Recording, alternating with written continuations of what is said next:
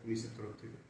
আজকে এবং গতকালকেও এবং কন্টিনিউয়াসলি আমাদের জেলাতে একটা অ্যান্টি ক্যানাবিস কাল্টিভেশন ড্রাইভ চলে, মানে কি গাঁজার গাছগুলো যেখানে লোকজন লাগানো থাকে ওদেরকে আইডেন্টিফাই করে আমরা ডিস্ট্রয় করি। তো ওই ইনিশিয়েটিভ মধ্যে, ওই ক্যাম্পের মধ্যে আজকে আমরা ধুপগুড়ি থানার আন্ডারে ঝাড়ালটা 1 দকিমারি ফাঁড়ি আন্ডারে ঝাড়ালটা 1 জিপিতে গিয়ে আজকে ডিস্ট্রাকশন করলাম।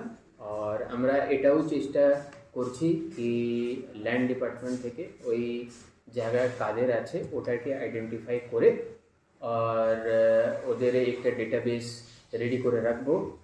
যখন আমরা যদি ওই জায়গাতে পাবো তো আমরা একটা প্রপার এনডিপিএস কেসে এফআইআরও স্টার্ট করবো।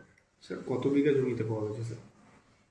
এখন কত বিঘা আছে এটা তো আমি মানে ঠিকভাবে বলতে পারবো না, কিন্তু অনেকগুলো গাছ ছিল, মোটামুটি ধরুন আপনার 100-150 মতো গাছ ছিল যেটা আমরা আজকে ডিস্ট্রয় করলাম।